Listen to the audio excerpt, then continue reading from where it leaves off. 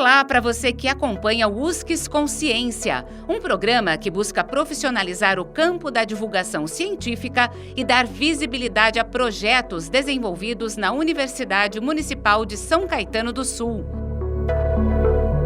O USCS Consciência foi criado para conectar ciência e sociedade e se dedica à prática de divulgação científica a partir dos meios de comunicação em diferentes formatos e linguagens. Eu sou Arquimedes Pessoa, jornalista e professor. E no programa de hoje você conhecerá um pouco mais do trabalho Cuidados Paliativos na Atenção Domiciliar, proposta de uma diretriz técnica. Conosco está sua autora, a mestre em Inovação no Ensino Superior em Saúde, pela USCS, Karina Mauro Dibi. A sua orientadora nessa pesquisa foi a professora doutora Rosa Maria Rodrigues Garcia. Karina é graduada em enfermagem pela Universidade de São Paulo, especialista em atenção domiciliar pela UFCSC, Universidade Federal de Santa Catarina, linhas de cuidado em enfermagem, doenças crônicas não transmissíveis, enfermagem oncológica e aprimoramento em psico-oncologia. Atualmente ela é efetiva no cargo de enfermeira, atuando como diretora da divisão de doenças crônicas e programa Melhor em Casa da atenção domiciliar na Secretaria Municipal de Saúde de São Paulo. Com esse currículo todo e com pouco tempo, Karina, muito obrigado, seja bem-vinda aqui ao USCS Consciência.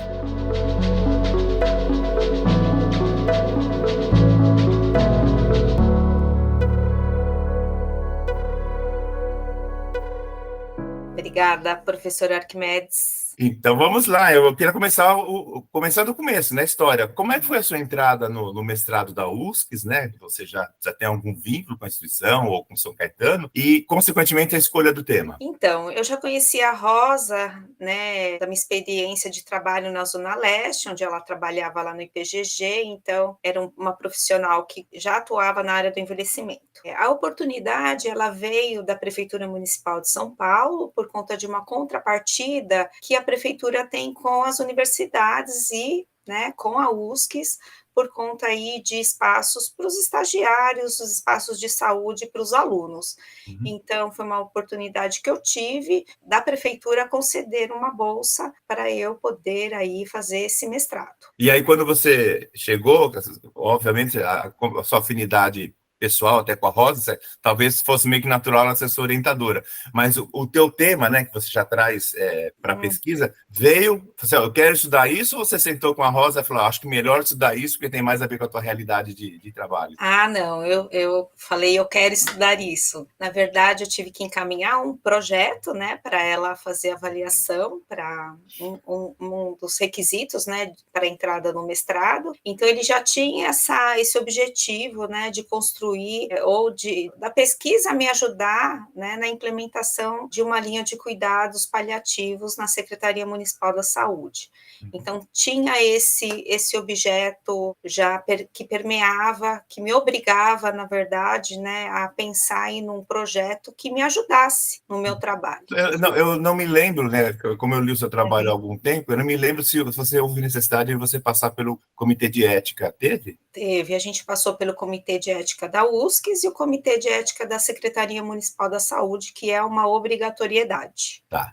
E aí, vou lá para a sua pergunta problema, até para quem nos ouve, quem nos vê, é entender do que nós estamos falando, né? Você depois explica o que é paliativo, porque às vezes as pessoas não sabem o que é paliativo, mas vamos lá. Pergunta problema é, como são aplicados efetivamente os cuidados paliativos na prática da atenção domiciliar pelos profissionais das equipes multiprofissionais de atenção domiciliar e equipes multiprofissionais de apoio da atenção domiciliar do programa Melhor em Casa? Então, talvez seja legal para eu começar por o que é cuidado paliativo e especificamente esses dois programas são programas de São Paulo, talvez não sejam muito conhecidos aqui na região do ABC, se puder explicar.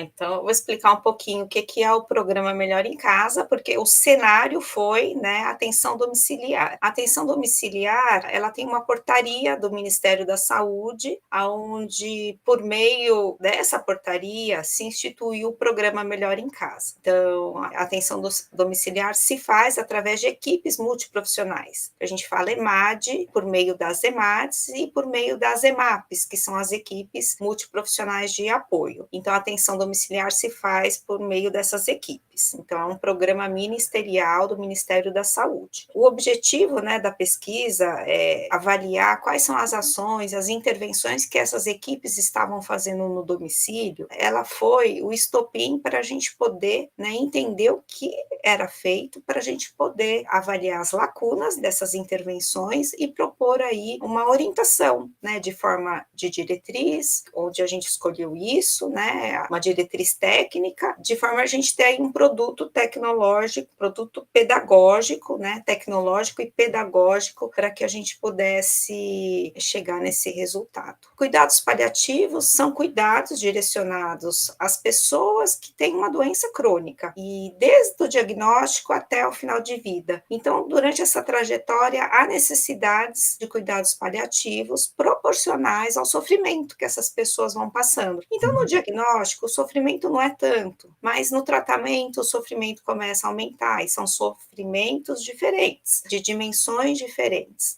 dimensão física, social, psicológica, espiritual, e que precisa de um acompanhamento para aliviar. Então, no final dessa trajetória, no final de vida, há um aumento desses sofrimentos, não só do paciente, quanto da família e do seu cuidador. Então, os cuidados paliativos, ele inicia no diagnóstico e finaliza nos últimos dias de vida do paciente. Ele é proporcional ao sofrimento das dimensões, né? Eu me recordo, na primeira gestão do Celso Daniel em Santo André, eu trabalhava na Secretaria de Saúde, existia um programa que era o PID, que era o Programa de Internação Domiciliar, né? Mas a partir daí não, era uma internação que não necessariamente não estaria ligado a cuidado paliativo, seria algum tipo de internação para evitar, primeiro para você liberar leito, né? Porque se todo mundo ficar internado, não sobra leito. E outro para você minimizar a questão de infecção hospitalar, por exemplo, né? Então, esse que você está falando, desses dois programas aí de São Paulo, eles estão mais ligados a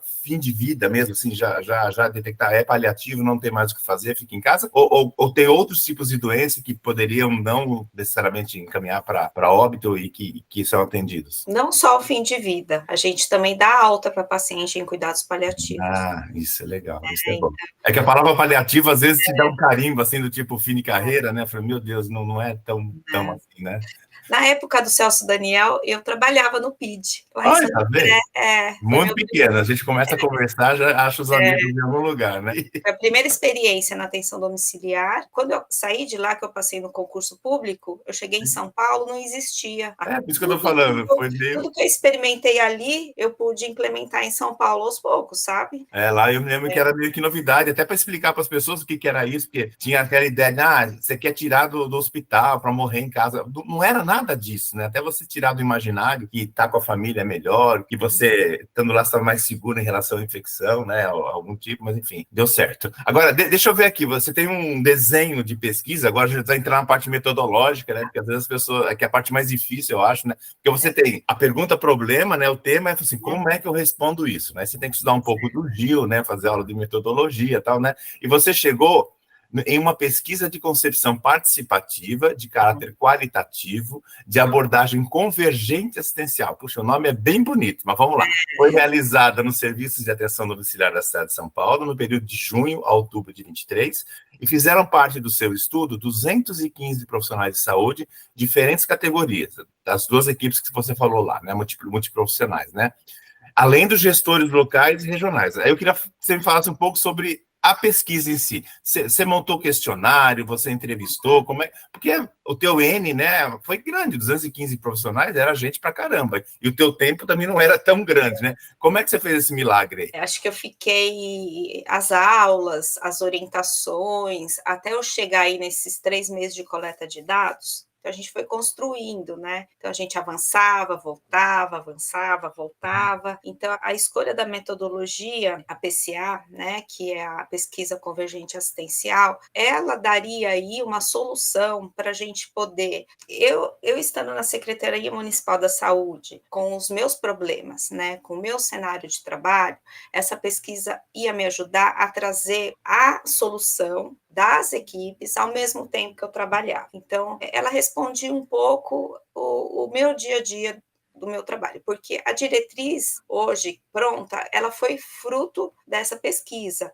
e era o que eu precisaria no momento que eu precisaria no meu dia a dia, no meu trabalho. Então, a gente escolheu a pesquisa convergente assistencial por conta disso, porque eu poderia investigar ao mesmo tempo e já implementando algumas ações que concluiriam na diretriz. Então, a gente também teve aí um referencial teórico, metodológico, que ajudou também a gente a pensar aí nas perguntas, no contexto todo. Então, a gente utilizou um referencial teórico de Viktor Frankl, onde ele também traz aí a importância das dimensões do ser humano, juntamente com isso os princípios, né? O que vem primeiro na atenção domiciliar, nos cuidados paliativos, e um princípio do SUS que foi a integralidade da assistência. Feito isso, partimos então para o estudo da pesquisa convergente assistencial e depois para a coleta de dados. Então, os instrumentos utilizados para a gente poder responder à pergunta principal, que era avaliar as intervenções que estavam acontecendo em cuidados paliativos e propor uma diretriz, a gente pensou no Word Café, né? O Word Café eu já tinha tido experiência com essa metodologia de captação de dados, então ela trouxe, ela deu voz, deu protagonismo para as equipes poderem, né, através de algumas perguntas escolhidas, para que elas pudessem colocar as intervenções já que elas fazem, ao mesmo tempo, né, indicarem as lacunas. Então, a gente teve aí, né, também o tempo para a gente poder escolher as perguntas que a gente ia utilizar, né, no Word Café. A gente fez um estudo piloto, então identificamos uma equipe menor, então testamos as perguntas, testamos o Word Café, fizemos igualzinho e aprendemos, né? Então, quando a gente partiu para a coleta de dados, que foi de julho a outubro, a gente foi fazendo isso,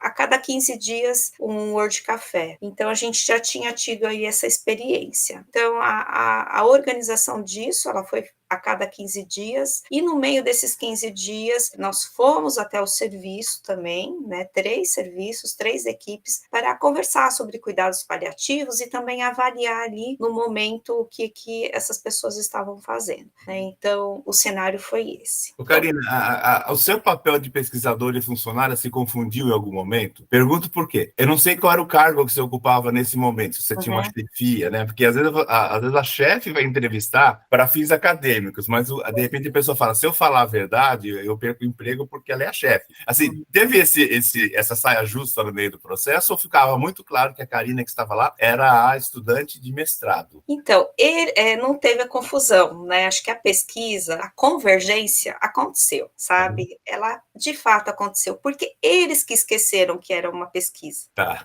Né? Você sabia que era uma pesquisa, né? Não, eles esqueceram, assim, você percebeu que eles entraram de uma forma e saíram de outra. Houve o processo educativo, houve o processo, de fato, de que o Word Café traz essa questão de você entrar com uma concepção e os próprios colegas e aquela discussão em cada mesa, né, foi mudando aí, não é mudando a palavra, a pergunta e a discussão trazia, de fato, a vivência do dia a dia deles, né? Então, por vezes, eles podiam até não saber que estavam fazendo cuidados paliativos, mas eles saíram de lá certos de que, de verdade, o dia a dia deles, né, eles faziam cuidados paliativos. Então, foi muito interessante. Muitos aprenderam, né, muitos chegaram com alguns mitos.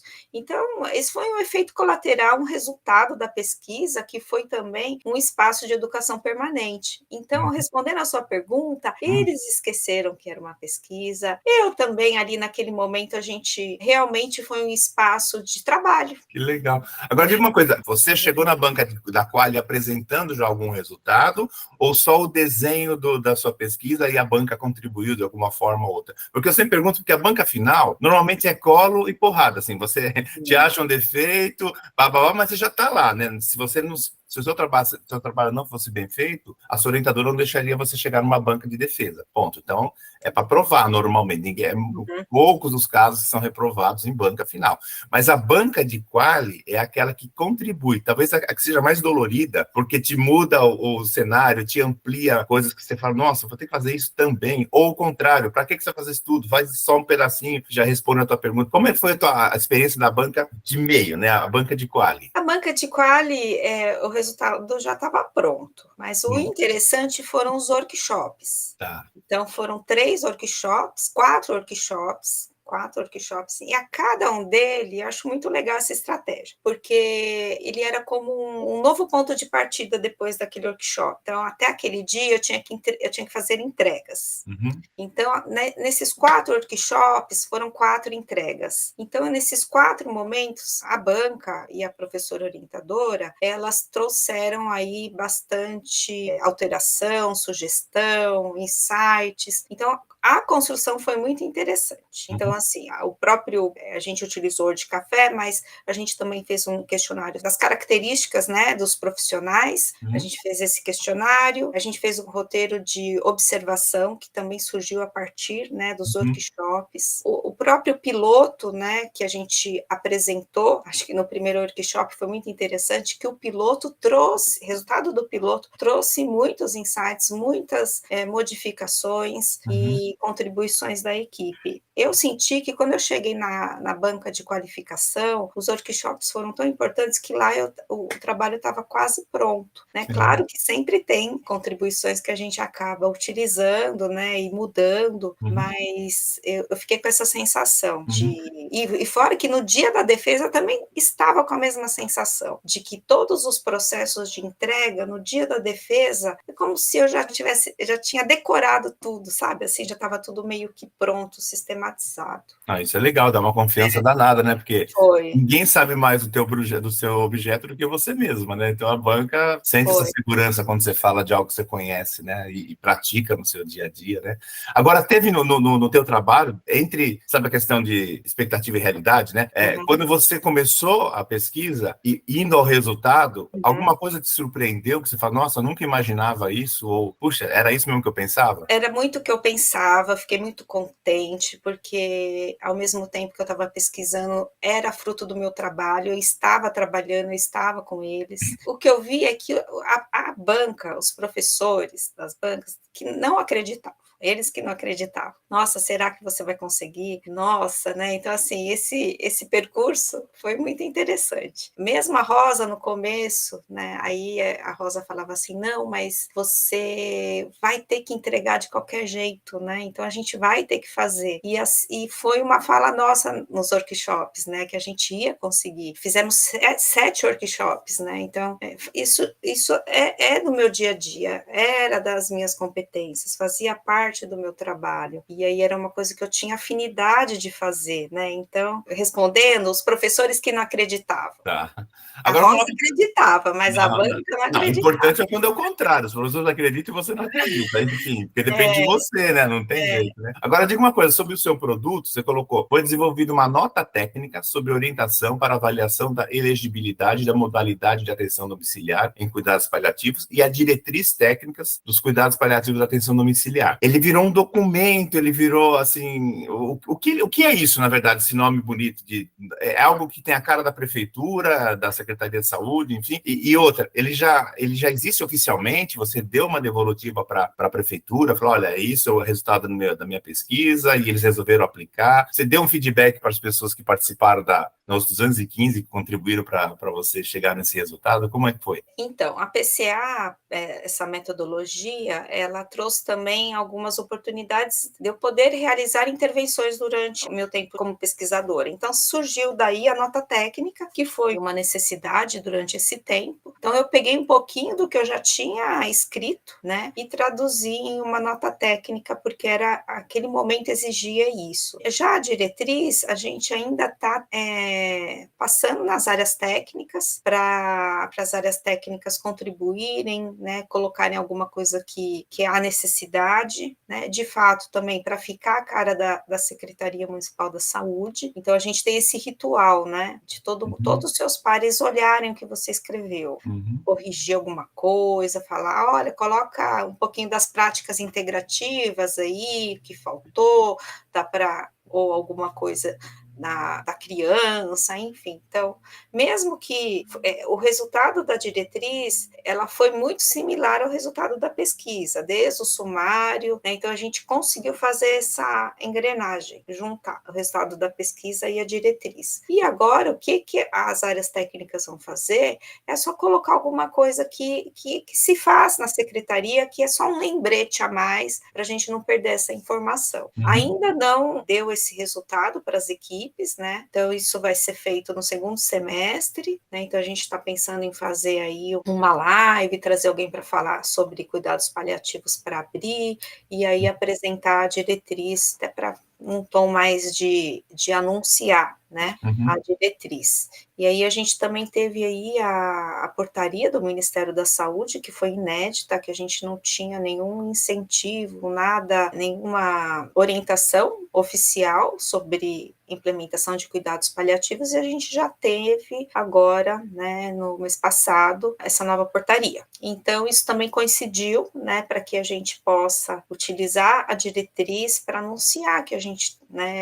tem aí uma política de cuidados paliativos instituída na Secretaria Municipal da Saúde. Ainda estamos dentro do cronograma, né? Então tem toda essa organização interna ainda para a gente poder dar essa devolutiva. E para encerrar, eu queria saber sobre a experiência do mestrado para você. Você acha que ele contribuiu para você ser uma melhor profissional? Ele agregou algum valor? Ou foi só algo pro forma para obter o título de mestre? Porque às vezes a pessoa acha que é um fardo, né? E outros curtem não só a chegada, mas o trajeto, né? Porque é sofrido. Sim, você continuou trabalhando, pagando boletos e tal, mas teve que fazer um monte de coisa, né? Você acha que a experiência valeu a pena? Então, foi uma trajetória, né? Ela foi uma trajetória de amadurecimento, né? Eu entrei de uma forma, saí de outra.